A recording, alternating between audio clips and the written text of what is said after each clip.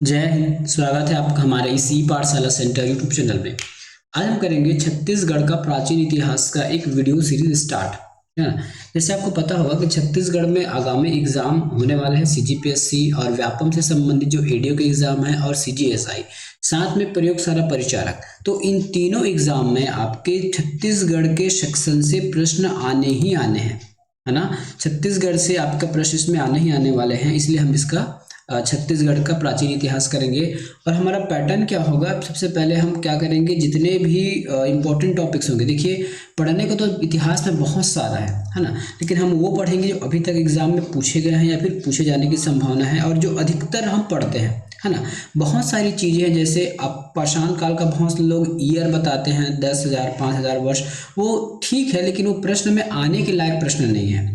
ठीक है, वैसे तथ्य को हमसे बचना है ताकि हमको दिक्कतें ना हो। दूसरी बात, इतिहास बहुत लोग को बोरिंग लगता है, इसलिए हम ये मान के चलेंगे कि जो ज़्यादा इंपॉर्टेंट होगा उसको हम पढ़ेंगे। इंपॉर्टेंट का मतलब ये है कि हम बहुत कम छोड़ने वाले नहीं हैं, है ना, लेकिन बहुत अत्यधिक पढ़ने की कोई जरूरत नहीं है। देखिए, यदि आप कोई भी एग्जाम निकालना चाहते हो तो सबसे पहले आपको ये आना चाहिए कि आप कौन से प्रश्न छोड़ने वाले हो, या फिर आपको प्रश्नों को छोड़ने आना चाहिए, तभी तब कहीं जाके आप एग्जाम निकाल पाओगे। पढ़ने का तो बहुत सारा है, लेकिन हम पढ़ने के चक्कर में वो बहुत सारी चीज़ें पढ़ लेते हैं जो एग्जाम में कभी पूछा ही नहीं जाता और नहीं पूछने की संभावनाएं रहती है। ठीक है, तो हम सफिशिएंट पढ़ेंगे। साथ में एक टॉपिक जैसे खत्म हो जाएगा, जैसे पाषाण काल है, पाषाण काल खत्म हो जाएगा तो पाषाण काल से जितने भी प्रश्न पूछे गए हैं अभी तक के 10 साल में, वो हम सॉल्व करेंगे। ठीक है, कहने का मतलब ये है कि जो एग्जाम में पूछे गए हैं उन्हीं प्रश्नों को आधार मानकर हम पढ़ने वाले हैं और उनको सॉल्व करके देखेंगे किस प्रकार से प्रश्न बनता है। दूसरी बात, अब हम सीजी क्यों पढ़े। ठीक है, एक प्रश्न आएगा कि हम सीजी का जीके क्यों पढ़ें। तो देखिए, सीजी का जीके पढ़ना इसलिए जरूरी है क्योंकि ये आपके पीएससी में पूछने वाला है। ठीक है, व्यापम के अभी आपके जो एडीओ है, बहुत संभावना है कि एडीओ आने की, इसमें भी छत्तीसगढ़ आपका 20 से 30 नंबर पूछा जाने वाला है। पीएससी में तो आना ही आना है। उसके बाद एसआई है, अभी एसआई का एग्जाम आ रहा है ना, तो उसमें भी सीजी आपको पूछा जाएगा। और जो परिचारक वाला है, क्या है, परिचारक, परिचारक में आपके 40 नंबर का पूछा जाने वाला है। देखिए, केवल छत्तीसगढ़ परिचारक में, है ना, केवल मतलब प्रयोगशाला परिचारक में छत्तीसगढ़ केवल 40 नंबर का पूछा जाएगा। देखिए, बहुत ज़्यादा वेटेज रखता है। साथ में एडीओ में भी यदि सिलेबस में कोई हेर फेर नहीं हुआ तो 30 नंबर का पूछा जाएगा, और कुछ कमी बेसी हो तो 20 नंबर का तो पूछा ही जाना है। पीएससी में भी आपके कम से कम सीजी से, है ना, 10 से 20 प्रश्न पूछने की संभावनाएं बनी रहती है और हर बार पूछा ही जाता है। ठीक है, तो हम ये मान के चलेंगे कि ये चारों एग्जाम आपके लिए यदि इम्पोर्टेंट है सीजी पढ़ना, इसलिए हम क्या किए हैं, सबसे पहले हम इतिहास वाला सेक्शन उठा रहे हैं। इससे पहले हमारे इस वीडियो चैनल में क्या क्या मिल जाएगा आपको, छत्तीसगढ़ का जो एमसीक्यू वाला टॉपिक है वो मिल जाएगा। साथ में हम क्या करने वाले हैं, जो भौतिक वाला पार्ट है, छत्तीसगढ़ का भूगोल है, वो लगभग हमने पढ़ा दिया है और इसको पढ़ाने के बाद फिर से हम उसको पढ़ाएंगे। ठीक है, स्टार्ट करते हैं आज का टॉपिक। तो आज का टॉपिक हमारे पास है छत्तीसगढ़ का इतिहास। तो छत्तीसगढ़ का इतिहास पढ़ने से पहले आप कम से कम एक टाइमलाइन होता है, टाइमलाइन का मतलब क्या होता है ये आप समझ लीजिए ताकि आपको दिक्कतें ना हो। टाइमलाइन का मतलब क्या होता है कि छत्तीसगढ़ में आप बहुत सारी तिथियां देखते हैं, है ना, बहुत सारी तिथियां देखते हैं, तो उसका एक टाइमलाइन होता है। या फिर क्या बोल सकते हैं, कोई बार आप देखेंगे ईसा पूर्व, बीसी, एडी, इस प्रकार के कुछ देखते हैं। जैसे मान लीजिए मैंने यहाँ लिख दिया 530 बीसी, इसका मतलब क्या है।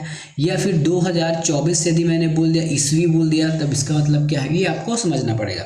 ठीक है, तो ये सब क्या हुआ, जो अभी हम वर्तमान में जो कैलेंडर यूज करते हैं, है ना, वर्तमान में जो कैलेंडर यूज करते हैं उसको हम क्या करते हैं, ये होता है हमारा ग्रेगोरियन कैलेंडर है। ठीक है, तो एक कोई ग्रेगोरियन थे, उन्होंने एक कैलेंडर बनाया, ये कोई नहीं था, ये है ना, एक ये भी एक पादरी ही था। उसने क्या किया, ईसा मसीह के जन्म को कल्पना मानकर, मतलब जन्म तो हुआ है, उसके डेट को कल्पना मानकर एक कैलेंडर तैयार किया। ठीक है, वहां से हम इसको गिनना शुरू करते हैं। तो हम ये मान लेते हैं ईसा। ठीक है, तो ये मैंने लिख दिया ईसा। ईसा ईसा मतलब ईसा मसीह। तो ईसा मसीह के जन्मदिन वाले दिन को लिखा गया 1। ठीक है, 1, या फिर इसको आप 0 भी मान सकते हैं, 1 भी मान सकते हैं। ठीक है, इसको हम 0 भी मान सकते हैं या 1 भी मान सकते हैं, ये मान के चलिए। यहाँ से हमने गिनना स्टार्ट किया ईयर को, तो ये हो गया 1 ईयर, 2 ईयर, या फिर ये हो गया आपका 100 साल, 2 साल, इस प्रकार से ऐसे ऐसे ये हो जाएगा हमारा 2024 साल आ गया। अब बात आता है कि वो बहुत से ऐसी तारीखें हैं जिसको हम कार्बन डेटिंग के माध्यम से निकाला गया है, जो ईसा मसीह के जन्मदिन से भी पहले के काल है, उसको हम कहते हैं बीसी। क्या कहेंगे? बीसी। और ये हो जाएगा हमारा एडी। इसका फुल फॉर्म बताऊंगा फिलहाल मैं। जैसे ईसा मसीह के जन्म से पहले का जो काल है उसको काल्पनिक नहीं माना गया है, वो हमारे कार्बन डेटिंग से निकाला जाता है उस वर्षों को। तो इसको भी हम कैसे लिखेंगे? ये भी हमारा 100 हो जाएगा, ठीक है, ये 200 साल हो जाएगा, ये 300 साल हो जाएगा। इसी प्रकार ये भी हजारों में बढ़ते जाएगा, ठीक है। जैसे हम मान लेते हैं महात्मा बुद्ध का जो जन्म है वो 563 ईसा पूर्व है, मतलब ईसा मसीह के समय से 563 वर्ष पूर्व जन्म हुआ है किसका? महात्मा बुद्ध का। मैं यहाँ लिख देता हूँ महात्मा बुद्ध का जन्म हुआ है। अब ये एक प्रश्न उठता है, यदि हम ये मान के चलें कि आज से कितने वर्ष पहले महात्मा बुद्ध का जन्म हुआ, तो हम क्या करेंगे? ठीक है, इसको क्या करेंगे? देखिए 1 से लेके 2024 तक तो ईयर है ही, तो ये हो गया हमारा 2024, ठीक है। अब चूंकि 1 से लेके इधर भी और है 563, तो अब क्या करेंगे? इसको हम 563 को भी जोड़ेंगे। 563 को जोड़ेंगे तो 4 और 3 7, 6 और 2 8, 5 और ये 2, तो 2587 वर्ष पहले, ठीक है, महात्मा बुद्ध का जन्म हुआ था। क्या कहा मैंने? 2587 वर्ष पहले महात्मा बुद्ध का जन्म हुआ था। अब हम बीसी का मतलब समझते हैं। बीसी का मतलब होता है बिफोर क्राइस्ट, या फिर before the birth of Jesus Christ, ईसा मसीह के जन्म से पहले। फुल फॉर्म याद रखिएगा, वैसे पूछा तो नहीं जाएगा, फिर याद रखिए, ठीक है। Before the birth of Jesus Christ. अब आता है हमारा एडी, है ना। हाँ, इसको हिंदी में क्या लिखते हैं? तो हम इसको हिंदी में हम किस प्रकार से लिखते हैं? इसको हम हिंदी में लिखते हैं हमारा ईसा पूर्व लिखते हैं ना, ई और पू करके लिखते हैं, ईसा पूर्व, इस प्रकार से। और एडी को केवल ईस्वी लिखा जाता है, ठीक है। अब एडी का फुल फॉर्म क्या हो जाएगा? एडी का फुल फॉर्म हो जाएगा एनो डोमिनी, है ना, एनो डोमिनी, जिसका अर्थ होता है in the year of Lord, या फिर जीसस क्राइस्ट, जिस वर्ष से भगवान ईसा मसीह ने जन्म लिया है। इस प्रकार से मतलब अगर मैं बोलूँ कि 2024, तो 2024 हमने क्या कहा? एडी, जिस वर्ष से ईसा मसीह ने जन्म लिया था उस वर्ष से अभी तक 2024 वर्ष बीत चुके हैं। तो ये होता है आपका बीसी और एडी, ये आपके बहुत काम आने वाला है, ठीक है। बीसी और एडी बहुत काम आने वाला है। यदि जहाँ भी आपने ईसा पूर्व वर्ड लगा देख लिया, बीसी देख लिया, इसका मतलब वो उनका जो कार्यकाल है या फिर उसका जो टाइमलाइन है, उसका जो समय है, ईसा मसीह के जन्म के वर्ष के पहले की बात है। और यदि ईस्वी देख लिए या फिर एडी देख लिए, तो वो ईसा मसीह के जन्म के बाद का समय है। तो ये तो बस जानने लायक था। अब हम चलते हैं मेनली हमारे छत्तीसगढ़ के इतिहास पर, कि छत्तीसगढ़ के इतिहास हमको किस प्रकार से पढ़ना है। चलिए स्टार्ट करते हैं। छत्तीसगढ़ का प्राचीन इतिहास, ठीक है। इसमें हम वही बातें पढ़ेंगे जो आपके एग्जाम ओरिएंटेड होगा, है ना। अत्याधिक बातें ना पढ़ते हुए जो एग्जाम में पूछे जाते हैं या फिर पूछे जाने की संभावना होगी उसी पर चलेंगे, क्योंकि मैंने बहुत सारे एग्जाम में फेस किया है कि बहुत ज़्यादा पढ़ने की जरूरत नहीं है, ठीक है।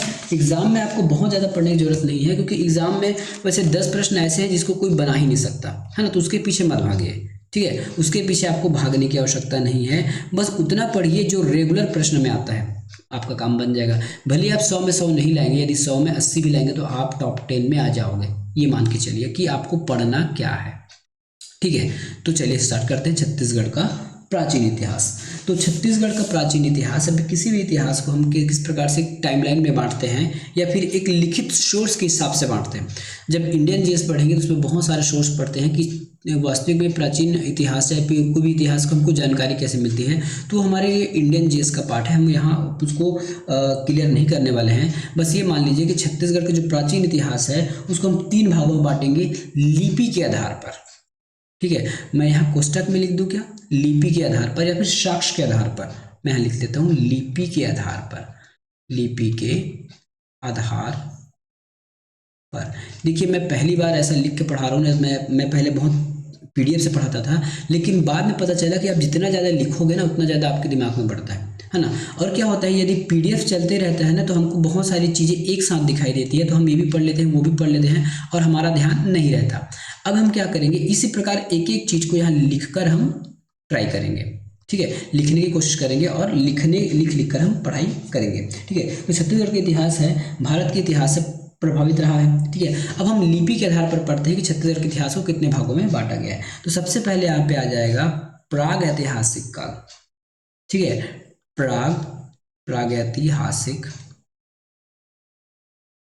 प्रागैतिहासिक काल, ये पहला हो गया, इसके बारे में भी समझेंगे। दूसरा होता है हमारा आद्य ऐतिहासिक काल। क्या होता है? आद्य ऐतिहासिक काल।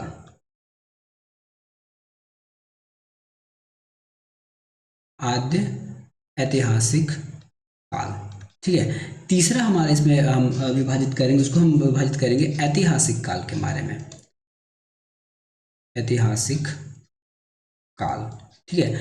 अब इसके बारे में समझिए कि ये काल क्या चीज़ है और हमने इसको क्यों बांटा है। तो हमने पहले ही बताया था कि इसको हमने लिपि के आधार पे बांटा है। किसके आधार पे बांटा है? लिपि के आधार पे बांटा है। लिपि के आधार के बारे में देखिए, प्रागैतिहासिक काल का मतलब है यहाँ कोई भी लिखित साक्ष्य प्राप्त नहीं हुआ है। लिपि मैंने लिखा है ना, लिपि मतलब लिखित, तो यहाँ पे क्या हुआ है, कोई भी लिखित प्रमाण, ठीक है, नहीं है। क्या है? लिखित प्रमाण नहीं है। और आद्य ऐतिहासिक काल में क्या है? लिखित तो है, जैसे लिखित प्रमाण है, लिखित प्रमाण है, लेकिन उसको पढ़ा नहीं जा सका है, लेकिन इसको पढ़ा नहीं जा सका है। अब आता है ऐतिहासिक काल। ऐतिहासिक काल में क्या है? आपके लिखित प्रमाण भी है, ठीक है, लिखित प्रमाण है, साथ में उसको पढ़ा भी जा सका है, ये दोनों। तो हमने कैसे कैसे बांटा? छत्तीसगढ़ के प्राचीन इतिहास को लिपि के आधार पे हमने बांटने को शुरू किया। तो लिपि के आधार पे प्रागैतिहासिक काल, आद्य ऐतिहासिक काल और ऐतिहासिक काल। प्रागैतिहासिक काल वैसे काल को कहा जाता है जिसमें लिखित प्रमाण नहीं मिले हैं, केवल और केवल हमको कुछ साक्ष्य प्राप्त मिले हैं, जैसे पुरातात्विक प्रमाण मिले हैं, है ना। क्या मिले इसमें? पुरातात्विक प्रमाण मिले हैं, ठीक है। और यहाँ भी आपको पुरातात्विक प्रमाण तो मिले हैं, लिखित भी मिला है, पुरातात्विक भी मिला है, और यहाँ आपको बहुत जगह पुरातात्विक भी मिला है और लिखित भी मिला है। तो यहाँ भी आपको पुरातात्विक स्रोत मिला है।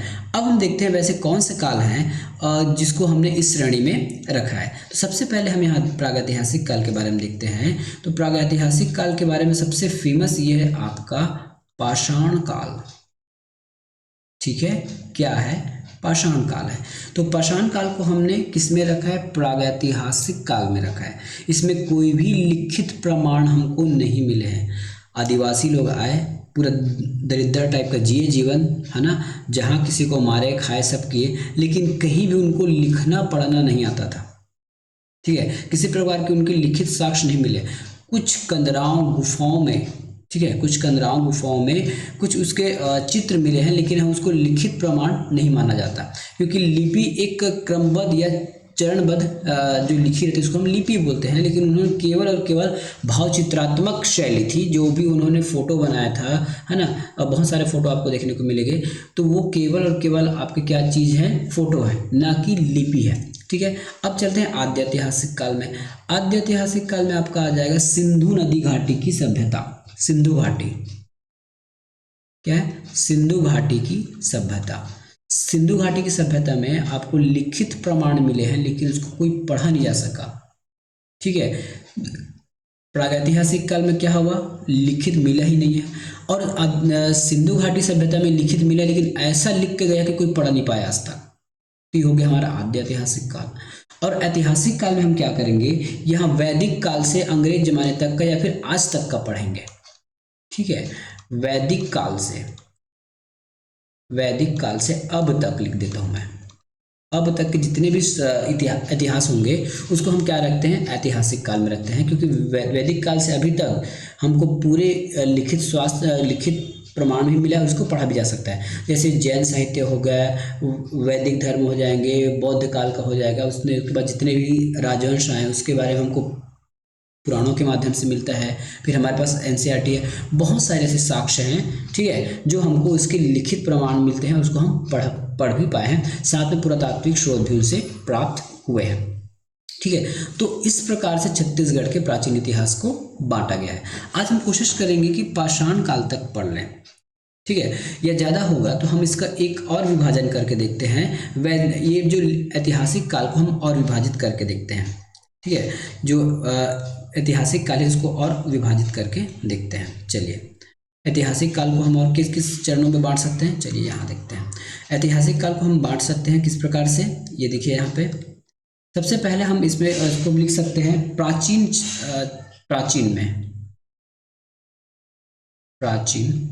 इतिहास में। प्राचीन इतिहास के बाद आपका आ जाएगा मध्यकालीन इतिहास, ठीक है, मध्यकालीन इतिहास। और इसके बाद हम इसको लिख सकते हैं आधुनिक इतिहास में इसको हम बांट सकते हैं, ठीक है। कुछ छोटा छोटा साक्ष्य देख लेते हैं, वैसे तो आगे जब इसको डिटेल पढ़ेंगे तो पढ़ेंगे ही, साथ में हम इसको क्या क्या लिख सकते हैं इसमें ये भी हम बता देते हैं आपको। जैसे प्राचीन इतिहास में हम क्या क्या पढ़ सकते हैं। प्राचीन इतिहास में यदि हम छत्तीसगढ़ की बात करें तो आपको इसमें पढ़ना है वैदिक काल, वैदिक के साथ साथ आपको क्या पढ़ना है, रामायण काल, रामायण, महाभारत, ठीक है, महाभारत। फिर आपको पढ़ना है यहाँ पे मौर्य काल, ठीक है। मौर्य काल के बाद क्या पढ़ना है इसमें, मौर्य काल के बाद सातवाहन हो गया, ठीक है, सातवाहन काल हो गया। मेघवंश है, गुप्त काल है, मेघवंश, गुप्त काल। इस प्रकार से बहुत सारे काल इसमें आपको पढ़ने को मिलेंगे। अब यदि हम छत्तीसगढ़ के मध्यकालीन इतिहास के बारे में चर्चा करेंगे तो मध्यकालीन इतिहास में क्या पढ़ना है हमको यहाँ पढ़ना है मेनली कलचुरी, है ना, कलचुरी पढ़ना है।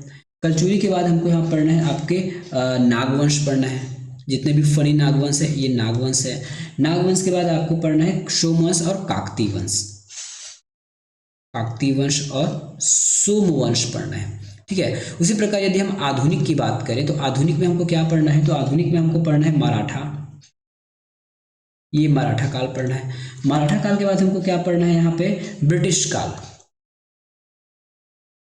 ब्रिटिश काल और अब तक का इतिहास हमको इसमें पढ़ना है, ठीक है। उसी प्रकार यदि हम पाषाण काल की बात करें, देखिए दूसरी बात यहाँ पे याद रखिएगा, सिंधु घाटी सभ्यता से संबंधित छत्तीसगढ़ में कोई प्रमाण नहीं है। मतलब आद्य ऐतिहासिक काल की जानकारी हमारे छत्तीसगढ़ में या फिर हमारे छत्तीसगढ़ से अभी तक तो प्राप्त नहीं हुआ है। देखिए मैं ये नहीं बोल सकता कि नहीं है, क्योंकि नित्य नए खोज हो रहे हैं, नए आविष्कार हो रहे हैं, खोज हो रहे हैं, अभी भी खोजबीन जारी है ना। तो अभी तक तो कोई प्राप्त नहीं हुआ है सिंधु घाटी सभ्यता के प्रमाण अभी तक छत्तीसगढ़ से। लेकिन यदि हम बात करें पाषाण काल को, तो पाषाण काल को पुनः 4-5 भाग में बांट दिया गया है, ठीक है, पुनः 4-5 भाग में बांट दिया गया है। और वो भाग कौन कौन से हैं ये देख लीजिए। इसमें आ जाएगा आपका पूर्व पाषाण काल, दूसरा में आ जाएगा आपका मध्य पाषाण काल के बाद आ जाएगा आपका नवपाषाण काल के बाद हमको पढ़ना है उत्तर पाषाण काल, ठीक है। तो ये 4 प्रकार के पाषाण काल हमको इसमें पढ़ने होंगे। ये तो केवल और केवल आपका एक ओवरव्यू है कि हमको छत्तीसगढ़ में पढ़ना क्या क्या है, ठीक है। तो छत्तीसगढ़ के इतिहास में हमको प्रागैतिहासिक काल, आद्य ऐतिहासिक काल, ऐतिहासिक काल।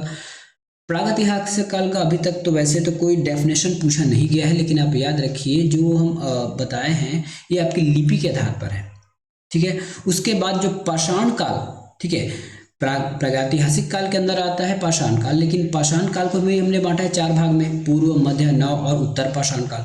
तो ये जो पाषाण काल है 4 प्रकार के, उसको हमने उसके मिलने वाले औजारों के हिसाब से इसको बांटा गया है, ठीक है। पूर्व पाषाण काल, मध्य पाषाण काल, नव पाषाण काल, उत्तर पाषाण काल में जो औजार मिले हैं और औजार की जो साइजें होती है, जैसे पूर्व पाषाण काल में औजार की साइज बहुत बड़ी बड़ी होती थी, मध्य पाषाण काल में औजार के साइज छोटे हो गए, उत्तर पाषाण में और छोटे, और नव पाषाण में और बहुत छोटे।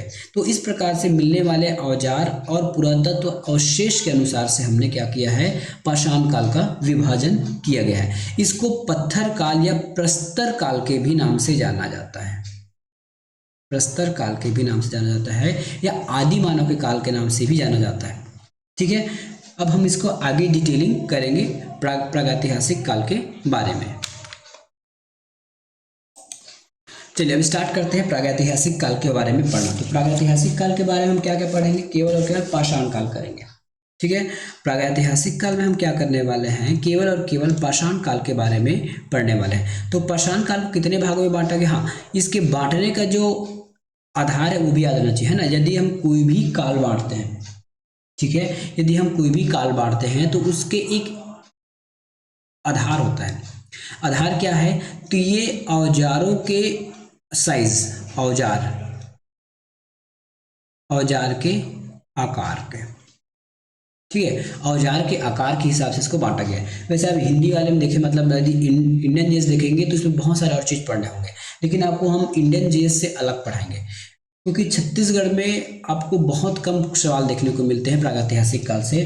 बस ये पूछेगा कि कौन सा जिला है, कौन से स्थान पे क्या मिला है, और कौन से स्थान किस काल से संबंधित रखता है। इससे ज़्यादा छत्तीसगढ़ में अभी तक प्रश्न नहीं पूछा गया और नहीं पूछा जाएगा, क्योंकि हमारे पास सोर्स फिलहाल कम है, ठीक है। तो सबसे पहले काल क्या आ जाएगा, पूर्व पाषाण काल। क्या लिखेंगे, पूर्व पाषाण काल, ठीक है। अब चलिए पूर्व पाषाण काल के बारे में कुछ हम डीप नोट करते हैं। ये आपको बहुत जरूरी है नोट करना, ठीक है। नोट करने के से क्या होता है, आपके दिमाग में कोई भी चीज़ें बैठती रहती है। तो पूर्व पाषाण काल के जो स्थान है, सबसे पहले हम यहाँ पे स्थान लिखते हैं। तो स्थान से संबंधित आपको पूछा जाएगा, तो पूर्व पाषाण काल में क्या मिला है आपको, सिंघनपुर की गुफा, सिंघनपुर की गुफा, ठीक है, सिंघनपुर की गुफा। साथ में अब क्या जगह है, जैसे महानदी की घाटी, महानदी की घाटी, तो ये हमारा स्थान हो गया। यहां से स्पष्ट सवाल पूछ सकता है कि छत्तीसगढ़ में पूर्व पाषाण काल से संबंधित स्थल कौन से हैं। आपके ऑप्शन में रहेंगे सिंघनपुर, महानदी या फिर अन्य कोई भी जगह हो सकते हैं, ठीक है। ये आपको प्रश्न पूछा ही जाएगा, ठीक है, प्रश्न पूछा ही जाएगा।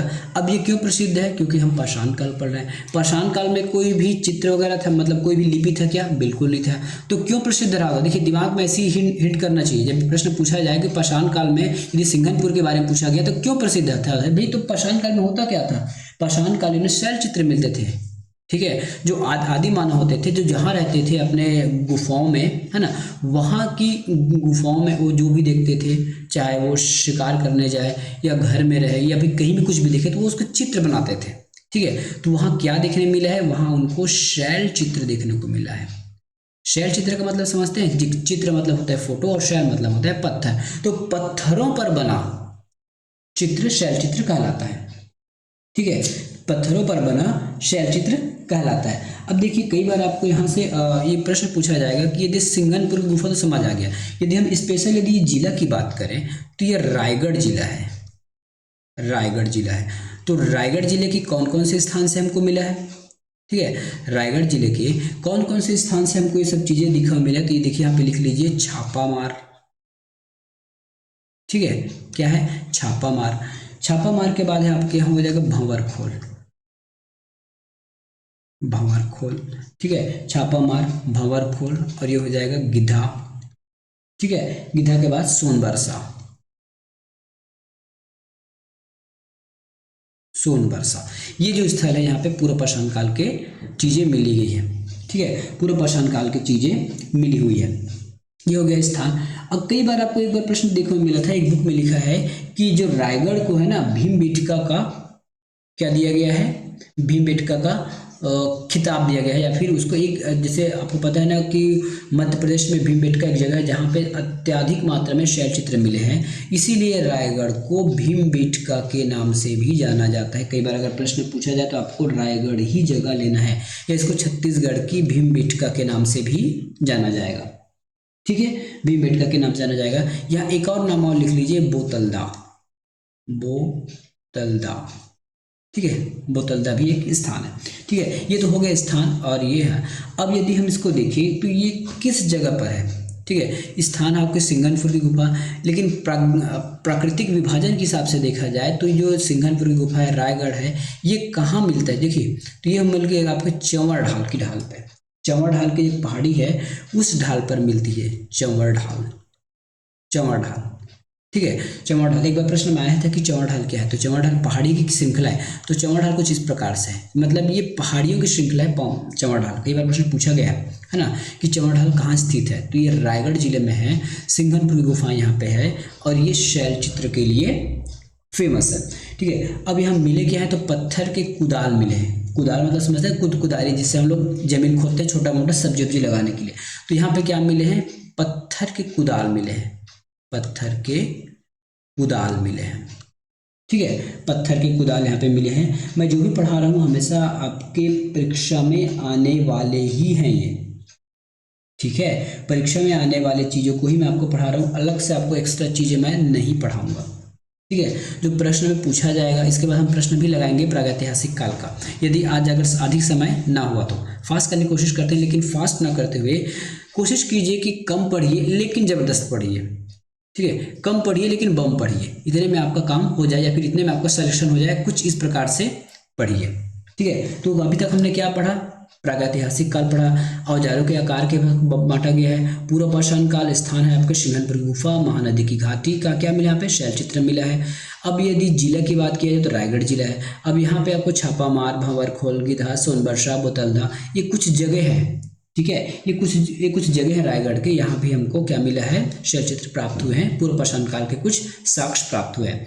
यदि भौगोलिक दृष्टिकोण से देखा जाए तो जो चंवर ढाल है, ठीक है, ये जो हमारे जो पूर्व पाषाण काल के स्थल है वो चंवर ढाल पर स्थित है। और चंवर ढाल क्या है, एक पहाड़ियों की श्रृंखला है। क्या मिला है, पत्थर के कुदाल यहाँ पे देखने को मिले हैं। ठीक है, पत्थर के कुदाल यहाँ पे देखने को मिले हैं। ठीक है, ये हो गया। अब हम और आगे चलते हैं, उसके बाद धीरे धीरे और आपको पढ़ाते जाएंगे कि जो जो प्रश्न में आया होगा। चलिए,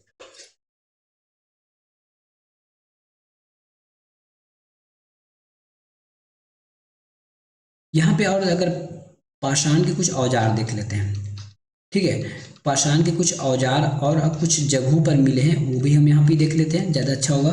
पत्थर के पाषाण के औजार आपको कहाँ मिले, कबरा पहाड़, यहाँ ये भी रायगढ़ में ही है।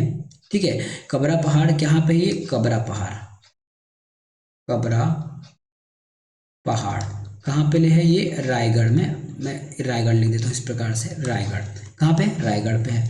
पत्थर के औजार मिले कबरा पहाड़ रायगढ़ में। और उसके बाद मिले आपके सरगुजा जोगीमारा में, सरगुजा जिला है, सरगुजा जोगीमारा, जोगीमारा, ये सब पूछे हुए प्रश्न हैं। ठीक है, तो यहाँ पे आपको पूर्व पाषाण काल से संबंधित स्थान से कुछ चीजें प्राप्त हुई हैं। ठीक है, ये हो गया हमारा पूर्व पाषाण काल। अब अगले पाषाण काल की ओर बढ़ते हैं। अगला पाषाण काल क्या होगा, ये देखिए, अगला पाषाण काल है सेकंड नंबर। सेकंड नंबर कौन सा पाषाण काल हमने देखा है, मध्य पाषाण काल, मध्य पाषाण काल। ठीक है, मध्य पाषाण काल। अब मध्य पाषाण काल क्यों हो गया, जो पूरा पाषाण काल थे उसमें मानव ज्यादा विकसित नहीं था, वो बहुत बड़े बड़े पत्थर के औजार बनाते थे, बहुत बड़े बड़े। उसके बाद उनकी सोच बढ़ती गई, उसमें डेवलपमेंट आता गया, तो उसमें क्या हुआ, उसके पत्थर के जो औजार छोटे होते गए। इसमें क्या हुआ, जो औजार है, ठीक है, औजार क्या होते गए, छोटे होते गए, तो इसको हम मध्य पाषाण काल कहते हैं। इसे मीठे जोइक काल भी कहते हैं। ठीक है, मध्य पाषाण काल में औजार छोटे होते गए। अब मध्य पाषाण काल से संबंधित जो स्थान है या स्थल है या फिर छत्तीसगढ़ में जो पूछे जाने वाले प्रश्न है वो क्या क्या है, ये देखिए। ठीक है, तो मध्य पाषाण काल का जो स्थान है, अब सबसे पहले हम स्थान के बारे में चर्चा करेंगे, तो ये स्थान हो जाएगा। ठीक है, स्थान कहाँ पे है, तो स्थान है आपका रायगढ़, रायगढ़, रायगढ़ जिला। ठीक है, रायगढ़ जिला, कालीपुर, खड़गड़, गंडक, घाटा लोहांग, भौदेड़, बस्तर, है ना, तो कई बार बस्तर में मिला है, ये स्थान हो गया रायगढ़। रायगढ़ के साथ साथ आपको मिला है राजपुर बस्तर में, राजपुर बस्तर में, बस्तर। उसके बाद आपका जिला मिला है कालीपुर, कालीपुर। ठीक है, कालीपुर, मध्य पाषाण काल। उसके बाद मध्य पाषाण काल में आपको एक मिलेगा कबरा पहाड़, कबरा, याद रखिएगा, ये कबरा पहाड़, ये भी हमारे मध्य का पाषाण काल से संबंधित है, कबरा पहाड़, ये स्थान हो गया। अब विशेष क्या है, यहाँ पे क्या क्या चीज मिले मध्य पाषाण काल से, तो मध्य पाषाण काल से जो चीजें मिली है वो है आपकी लाल रंग की छिपकली है। क्या है, लाल रंग की छिपकली,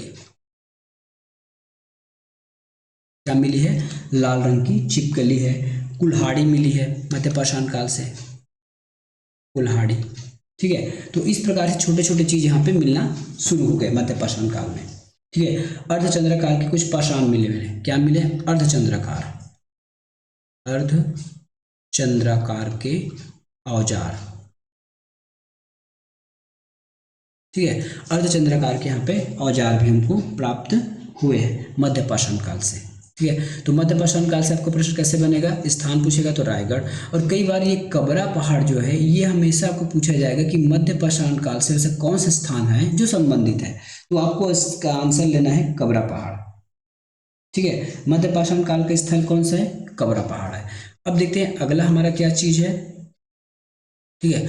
अगला हमारा जो अलग प्रकार का है वो हमारा है तीसरे नंबर का। तीसरे नंबर में क्या है हमारे, नवपाषाण काल है, नवपाषाण काल, ठीक है। नवपाषाण काल में क्या मिला है, तो सबसे पहले हम स्थान देखते हैं। तो स्थान में इसका आ जाएगा आपका नवपाषाण काल के स्थान कौन से है, तो अर्जुनी। कौन सा अर्जुनी, बालोद वाला अर्जुनी। कौन सा, यहाँ कौन से जिले में है, ये बालोद जिले में है, ठीक है। कौन से जिले में है, बालोद जिले में है। उसके बाद है आपके चितवा डोंगरी, चितवा डोंगरी, ठीक है। एग्जाम में जो पेपर है ना, जो एग्जाम में जो आंसर लिया गया है वो राजनांदगांव लिया गया है, ठीक है। लेकिन ये अंबागढ़ चौकी में भी देखने को मिल रहा है, मोहला मानपुर मोहला अंबागढ़ चौकी में। उसके बाद है आपका टेरम। टेरम कहाँ है, तो ये टेरम आपके रायगढ़ जिले में है, ठीक है। कहाँ पे, रायगढ़ जिले में है। फिर उसके बाद आपका बोनटीला, बोनटीला ये भी किस स्थल है, ये कहाँ पे, ये आपके राजनांदगांव में है, कहाँ पे, राजनांद गांव में। तो नवपाषाण काल के स्थान क्या हो गए, बोनटीला, टेरम, चितवा डोंगरी, अर्जुनी। स्थान से संबंधित प्रश्न आपको पूछा ही जाता है, ठीक है। स्थान से संबंधित पूछा ही जाता है प्रश्न, इसमें कोई दो राय नहीं। तो आपको स्थान याद रहना ही चाहिए, ठीक है। स्थान यदि आपको याद नहीं हुआ तो बहुत ही दिक्कत हो जाएगी, स्थान आपको याद रहना ही चाहिए, ठीक है। चलिए अब देखते हैं हमारे कुछ उत्तर पाषाण काल की जो जगह है, ठीक है। उत्तर पाषाण काल देख लेते हैं हम। चौथा नंबर आ जाएगा आपका उत्तर पाषाण काल। उत्तर पाषाण काल स्थल अगर बात कहा जाए तो स्थल क्या हो जाएगा उत्तर पाषाण काल में, आपका हो जाएगा धनपुर। धनपुर अभी कहाँ, ये GPM मतलब गौरेला पेंड्रा मरवाही में। दूसरा आ जाएगा आपका महानदी की घाटी जो रायगढ़ है, महानदी की घाटी जो आपके रायगढ़ जिले में है। यहाँ आपको उत्तर पाषाण काल की चीजें स्थान मिलती है, हाँ ना। साथ में आपका एक लिख लीजिए सिंघनपुर, सिंघनपुर। और सिंघनपुर एक ऐसा स्थल है जहाँ तीनों काल के सामग्री हमको मिले हैं, मतलब तीनों काल के साक्ष्य हमको मिले हैं। उत्तर पाषाण काल, नवपाषाण काल, पूर्वपाषाण काल, मध्यपाषाण काल, ये सभी समय की जो जानकारी है हमको सिंघनपुर की गुफाओं में देखने को मिलती है, ठीक है। इसके बाद अब कुछ जो अलग चीज़ है उसको हम पढ़ लेते हैं, जो कुछ टॉपिक्स से हटकर है, उनका नाम भर पूछा जाएगा और स्थान पूछा जाता है। जैसे आपका ये मान लेता हूँ पाषाण घेरे। पाषाण घेरे का मतलब क्या हो जाएगा, ये देखिए पाषाण घेरे। तो पाषाण घेरे होता क्या चीज है, ठीक है। शवों को दफनाकर बड़े पत्थर से ढक दिया जाता है या फिर उसका घेरा बना दिया जाता है। जैसे ये मान लेता हूँ कि हाँ कोई एक शव दफा है, तो ऐसे उसके चारों ओर से पत्थर लगा देना है, ये इसका क्या कहलाता है, पाषाण घेरे कहलाता है, ठीक है। पाषाण घेरे कहलाता है। सबसे जो पाषाण घेरे आपके मध्य पाषाण युगीन समय में मिला है, ठीक है। यदि आप लिखना चाहें तो यहाँ लिख लीजिए मध्य पाषाण कालीन, है ना। यहाँ आपको क्या मिला है, पाषाण घेरे मिले हैं, पाषाण घेरे मिले हैं, ठीक है। पाषाण के मध्य पाषाण काल में पाषाण घेरे मिले। कम से कम कितने पाषाण घेरे मिले, 500 प्लस, ठीक है। 500 प्लस पाषाण घेरे देखने को मिले।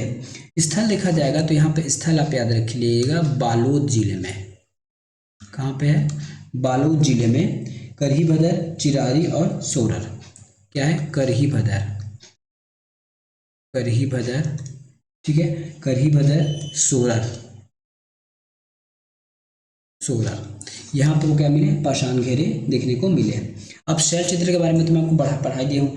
शैल चित्र होता है कबरा पहाड़, सिंघनपुर, इन सब चीज़ों हमको शैल चित्र की चीज़ें देखने को मिली है। हाँ, एक और लास्ट में आपको एक प्रश्न बन सकता है, वो ये है कि महापाषाण युगीन क्या चीज़ है। महापाषाण युगीन स्थल, ये एक बार प्रश्न पूछ लिया गया है पीएससी में। इसका उत्तर आपको लेना है मल्हार बिलासपुर। मल्हार बिलासपुर को मैं बेस पे लिख दूं क्या, मल्हार बिलासपुर। तो जिस प्रकार से मैं लिख लिख के पढ़ा रहा हूँ ना, यकीनन ये आप कई बार हर किसी की वीडियो में सुने होंगे या देखे होंगे, लेकिन आपको बार बार देखने को जरूरत क्यों पड़ रहा है, क्योंकि आप लिख नहीं रहे हैं, ठीक है। और यदि पीडीएफ से पढ़ाते हैं तो क्या होता है, देखिए यदि मैं पीडीएफ से पढ़ाता हूँ तो ये चीज़ सारी चीज़ आपको पहले से लिखा मिल जाता है, और आपका ध्यान जहाँ मैं बता रहा होता वहाँ ना होकर नीचे और क्या क्या चीज़ें लिखा है इस पर चला जाता, ठीक है। तो ज़्यादा अच्छा होगा कि जो लिख लिख कर पढ़ा जाए। एक बार ट्राई करके देखते हैं, अगर अच्छा लगा तो इसी में कंटिन्यू करेंगे। वैसे इसमें समय ज़्यादा लगता है लेकिन याद हो जाता है, ठीक है। समय ज़्यादा लगेगा लेकिन ये क्या चीज़ है, ये बहुत जल्दी याद होने वाली चीज़ें होते हैं, ठीक है। ठीक है, अब यहाँ से कुछ विशेष एक और प्रश्न जो बन सकते हैं कि छत्तीसगढ़ के शैल चित्र की खोज किसने किया था। तो जो शैल चित्र है कि यदि खोज की बात करें, ठीक है, तो खोज किसने किया था, तो खोज किया था 1910 में एक अंग्रेज अधिकारी थे एडरसन, है ना। ये अधिकारी मतलब इतिहासकार थे एडरसन, इन्होंने खोज की थी, ठीक है। इन्होंने खोज की थी और इसका विस्तृत अध्ययन किया था अमरनाथ दत्त जी ने, अमरनाथ दत्त जी ने, ठीक है। तो इतना है, बाकी जो भी और कुछ छूट गया होगा उसको हम इसमें आने वाले प्रश्नों में देखेंगे। अब देखते हैं कि पाषाण काल से संबंधित कितने प्रश्न अभी तक पूछे गए हैं, ठीक है। देखते हैं प्रश्न किस प्रकार से पूछे जाते हैं।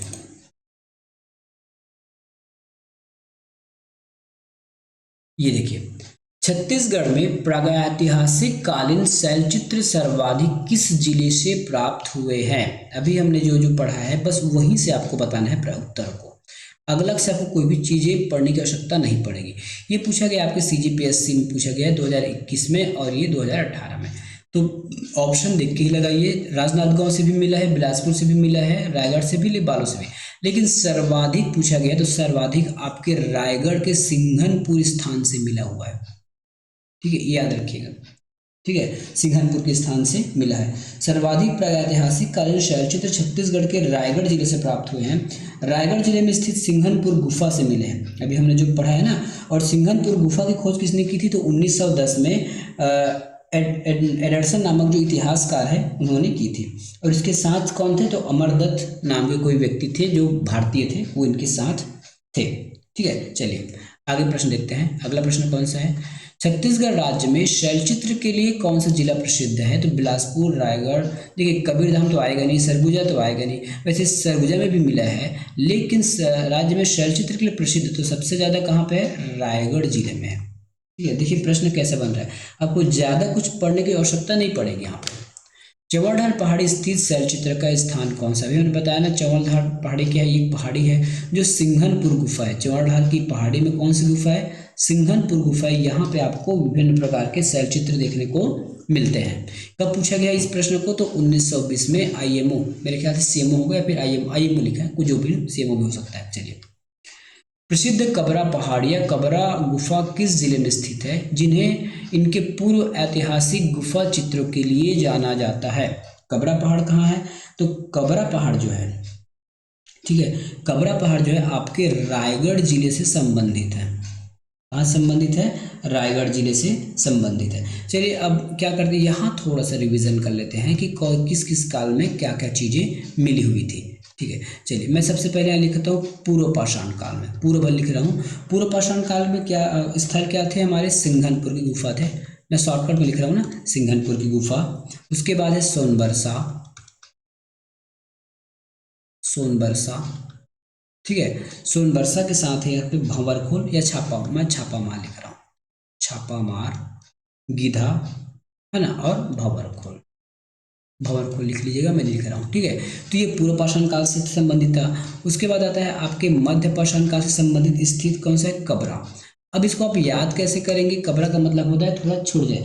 बहुत लोग को देखे ना, बहुत लोग का जो सिर है ना बीच से क्या बोलते हैं बाल झड़ना स्टार्ट होता है ना, तो उसको वहाँ क्या हो जाता है, कबरा हो जाता है। तब इसको आप याद रखिएगा, बीच से मध्य और कबरा, इस प्रकार याद करेंगे तो हो जाएगा। उसके बाद आता है आपका उत्तर पाषाण काल। उत्तर पाषाण काल से संबंधित जिला कौन सी है या फिर स्थान कौन से, तो ये हो जाएगा आपका महानदी की घाटी। क्या हो जाएगी, महानदी घाटी, ठीक है। उसके बाद आ जाएगा आपका नवपाषाण कालीन स्थल। तो नवपाषाण कालीन स्थल क्या हो गया आपका, टेराम हो जाएगा। तो इस प्रकार से चीजें याद रखेंगे तो आपको एग्जाम में दिक्कतें नहीं होगी। चितवा डोंगरी गुफाएं किस जिले में स्थित है, चितवा डोंगरी जो गुफा है ये कौन से जिले में स्थित है, तो ये आपका राजनांदगांव जिले में स्थित है और अपन ने यही उत्तर लिया है। चितवा डोंगरी की नवीन जो यदि हम जिला की बात करें तो आपका आ जाएगा मानपुर मोहला अम्बागढ़ चौकी, क्योंकि ये प्रश्न आपका 2017 का था और अभी अभी नया जिला बनाया गया है। तो अब उसके बाद से आपको लेना है मानपुर मोहला मानपुर अम्बागढ़ चौकी लेना है, ठीक है। चलिए, छत्तीसगढ़ में चितवा डोंगरी की शैलचित्र की खोज सर्वप्रथम किसने की थी, चितवा डोंगरी, ठीक है। चितवा डोंगरी की खोज किसने की थी, भगवान सिंह बघेल और रमेंद्र नाथ ने, ठीक है। तो जो जो चीज़ें हमने वहाँ पे नहीं पढ़ा था वहाँ पे एक्स्ट्रा चीज़ें आप पढ़ लीजिए, क्योंकि एग्जाम में पूछा गया है। भगवान सिंह बघेल और रमेंद्र नाथ मिश्र ने चितवा डोंगरी शैलचित्र की खोज की थी। अगला प्रश्न, छत्तीसगढ़ के निम्नलिखित स्थानों से पाषाण युग के औजार प्राप्त हुए हैं, ये आपको बताना है ना। पाषाण काल युग के कालक्रम जैसे पूर्व पाषाण काल, मध्य, उत्तर और नव पाषाण काल के अनुसार इन स्थानों से प्राप्त औजारों का क्रम निम्न कुछ के आधार पर आपको बताना है। जैसे धनपुर और जिला बिलासपुर, तो धनपुर कौन से संबंधित है, हमने पढ़ा था कि जो अर्जुनी हमारे नव पाषाण काल से संबंधित है ना। तो नौ कहाँ लिखा है, देखिए पूर्व, मध्य और उत्तर, तो नौ लास्ट में होना चाहिए। तो मेरे ख्याल से 2 लास्ट में आना चाहिए, ठीक है। 2 जो है अंत में आना चाहिए क्योंकि ये नवपाषाण काल है, ठीक है। तो 2 अंत में आना चाहिए, तो 2 मेरे ख्याल से ऑप्शन नंबर सी में 1 में दिख गया मुझे, तो ये मेरा आंसर हो गया। अब मिला के देखते हैं, है ना। तो ये जो धनपुर है, धनपुर क्या हो गया हमारा, उत्तर पाषाण काल हो जाएगा, सॉरी धनपुर क्या हो जाएगा हमारा, पूर्व पाषाण काल हो जाएगा। धनपुर 1 नंबर है ना, तो 1 नंबर है तो ये उत्तर पाषाण काल हो जाएगा। धनपुर क्या है, उत्तर पाषाण काल हो जाएगा, उत्तर पाषाण काल हो जाएगा। उसी प्रकार जो सिंघनपुर की गुफा है, ठीक है, ये हो जाएगा आपका पूर्व पाषाण काल, और जो कबड़ा पहाड़ है वो मध्य पाषाण काल। देखिए एग्जाम वही घुमा रहा है प्रश्न को, ज़्यादा आपको एक्स्ट्रा चीज़ें नई चीज़ पढ़ने की आवश्यकता नहीं पड़ेगी। अगला प्रश्न, छत्तीसगढ़ के महापाषाण युगीन सभ्यता के अवशेष कहाँ मिले हैं, कहाँ मिले हैं, तो ये मल्हार में मिले हैं। जिला बोलेगा तो बीएसपी बिलासपुर, कहाँ मिला है, बीएसपी बिलासपुर। अगला प्रश्न और आज का लास्ट प्रश्न है जो हमारे पाषाण काल संबंधित प्रश्न अभी तक पूछे गए हैं। छत्तीसगढ़ के निम्नलिखित में से किस में से कहाँ पाषाण युग का मेहन हीर पाषाण स्तंभ, इसको मेहन हीर कहते हैं, पाषाण स्तंभ। पाषाण स्तंभ कुछ इस प्रकार से रहते हैं, इस प्रकार से पाषाण स्तंभ, इसमें कुछ कुछ लिखे रहते हैं, ठीक है। इसको हम क्या कहते हैं, मेनहीर कहते हैं या फिर पाषाण स्तंभ कहते हैं। ये कहाँ से प्राप्त हुआ है, ये प्राप्त हुआ है आपके कबरा पहाड़ से, ठीक है। कबरा पहाड़ से स्टार्ट है, ये हमको प्राप्त हुआ है। तो ये थे हमारे पाषाण युग से संबंधित प्रश्न और जो फैक्ट जो अभी तक प्रश्न में पूछे गए हैं, है ना। इससे ज़्यादा आपको पढ़ने की कोशिश मत कीजिएगा, क्योंकि पढ़ तो बहुत कुछ सकते हैं, बहुत सारी किताबों में बहुत सारी चीज़ें लिखी हुई हैं, लेकिन ऐसा पढ़िए कि आपका एग्जाम में सिलेक्शन हो जाए, है ना। कहीं टीचर बनना होगा तो अलग बात है, लेकिन एग्जाम में सिलेक्शन के लिए इतना आपके लिए बहुत है। मिलेंगे नेक्स्ट वीडियो में, धन्यवाद।